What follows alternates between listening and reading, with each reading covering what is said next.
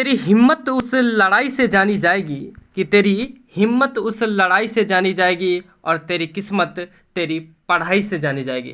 नमस्कार प्यारे बच्चों, स्वागत करता हूं आप सभी का आपके अपने YouTube channel news with S में। और आज के इस वीडियो का मकसद हमारा है जैक बोर्ड 10th एग्जाम 2022 के जो भी स्टूडेंट्स हैं वो हिंदी टर्म 1 और टर्म 2 के लिए क्या पढ़े और कैसे उनको पढ़ना चाहिए कि आने वाले जो बोर्ड एग्जाम 9 अप्रैल को है उसमें बेहतर परफॉर्मेंस कर सके। चलिए हमारे साथ वीडियो के एंड तक बने रहिए और कोशिश करूंगा कि आपको सही वे में और अच्छी जानकारी दे सकूं, क्योंकि कोई भी यूट्यूबर हो, कोई भी टीचर हो, टीचर ही एक ऐसा इंसान होता है जो कभी भी अपने बच्चों को गलत राह में नहीं धकेलना चाहता है। चाहे वो यूट्यूब के माध्यम से हो, चाहे आपके घर के टीचर हो, चाहे स्कूल के टीचर हो, वो हमेशा आपके ही भलाई के लिए सोचता है, आपके उज्जवल भविष्य की कामना करता है। तो डियर स्टूडेंट्स, हमारा भी कहीं ना कहीं यही मकसद है। हम भी यही चाहते हैं कि आपके अच्छे मार्क्स आए, आप अच्छी से तैयारी कर पाओ। तो चलिए जानेंगे, कोशिश करेंगे कि हिंदी के टर्म 1 और टर्म 2 के जो बोर्ड एग्जाम्स होने वाले हैं 9 अप्रैल को, उनके लिए आपको क्या चीज़ से तैयारी करनी चाहिए और कैसे पढ़नी चाहिए। तो डियर स्टूडेंट्स चलिए जानते हैं। जैसा कि आप जान रहे हैं कि एनुअल सेकेंडरी एग्जामिनेशन 2022 में एक एग्जाम आपका सोशल साइंस का कंडक्ट कराया जा चुका है। और सोशल साइंस का एग्जाम कंडक्ट कराने के बाद हमने एक पोल डाला जिसमें कई स्टूडेंट्स के आंसर आए कि मॉडल सेट से क्वेश्चन नहीं आया था। तो डियर स्टूडेंट्स, मैं एक बार आपको जानकारी दे दूं कि Jharkhand academic council JAC board ने कहा था कि इस बार आपके बोर्ड एग्जाम में 50% सवाल कम से कम मॉडल सेट से आएंगे। कई स्टूडेंट्स का मानना है कि सर 50% सवाल नहीं आए, हमारे बोर्ड एग्जाम में तो मजाक हो गया, लेकिन ऐसा बिल्कुल भी नहीं है। डियर स्टूडेंट्स, वीडियो को पूरा समझने की कोशिश कीजिएगा। मानते हैं कि आपके बोर्ड एग्जाम में 50% सवाल नहीं आए, ऐसा गलत बात है, क्योंकि आपने पढ़ा नहीं होगा मॉडल सेट। शायद हमने जब बोर्ड एग्जामिनर से बात की, जो भी एग्जाम्स दिए हैं और टर्म 1 के क्वेश्चन देखे, तो हमें पता चला कहीं ना कहीं टर्म 1 में आपके बोर्ड एग्जाम में कई कम क्वेश्चन पूछे गए, लेकिन आपके टर्म 2 में सारे के सारे सवाल आपके मॉडल सेट से पूछे गए हैं। टर्म 1 के जब हमने कॉपी चेक किया, जब हमने आंसर देखा, सारी चीज़ों को देखा क्वेश्चन पेपर, तो हमें पता चला कि 8 से 10 क्वेश्चन आपके टर्म 1 में ऑब्जेक्टिव के तौर पे पूछा गया है सोशल साइंस के एग्जाम में, जो कि आपका 20% माना जाता है। ठीक है, तकरीबन 20% मॉडल सेट से पूछा गया। वहीं अगर हम सेट 2 की बात करें, मॉडल सेट टर्म 2 के लिए, तो उसमें आपके 13 सवाल पूछे गए थे, 19 में से 13 के जवाब देने थे। उसमें से 100 के 100% 13 सवाल आपके बोर्ड एग्जाम के लिए जो पूछे गए हैं वो 100 हूबहू मॉडल सेट से उठाए गए हैं। तो डियर स्टूडेंट, कहीं ना कहीं अगर ये माने तो 100% उठाया गया। हालांकि 2 भाग में सिलेबस डिवाइडेड है, इसलिए 50% आपके यहाँ से क्वेश्चन पूछे गए और 20% से प्लस टर्म 1 में पूछे गए।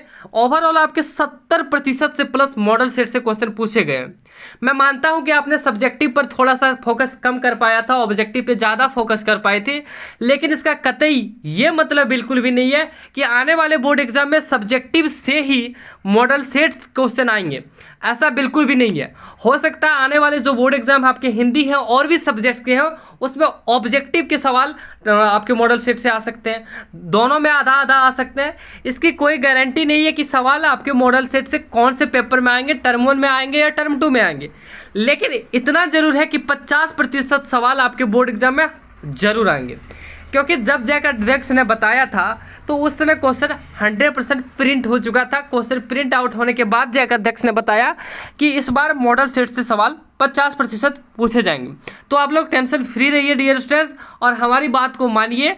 मैं मानता हूं कि आपको आज के एग्जाम में कई स्टूडेंट्स को तकलीफ हुई है, क्योंकि उन्हें टर्म 1 में ऑब्जेक्टिव में नहीं मिला, टर्म 2 के क्योंकि तैयारी बेहतरीन से नहीं हो पाई थी।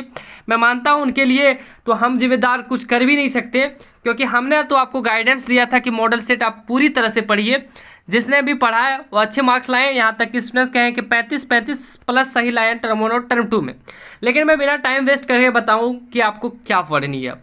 तो डियर स्टूडेंट्स, मैं एक बार फिर से कहता हूं कि आपको मॉडल सेट जरूर पढ़नी है, सब्जेक्टिव और ऑब्जेक्टिव पढ़नी है। अब बात आती है कि सर कैसे पढ़नी है। सॉल्यूशन एक एक का तो आप लिख नहीं पाएंगे, क्योंकि आपके पास उतना टाइम नहीं है, एक दिन का टाइम है आपके पास। तो बस आपको करना क्या है डियर स्टूडेंट्स, सिर्फ और सिर्फ रिवाइज करते जाना, स्पीड वे में पढ़ते जाना है। कि माँ ने बेटी को क्या सीख दी, बाल गोविंद भगत कैसे करके आदमी थे, ये सब आपको स्पीड में सिर्फ और सिर्फ रिवीजन करते जाना है, पढ़ते जाना है, सब्जेक्टिव और ऑब्जेक्टिव दोनों।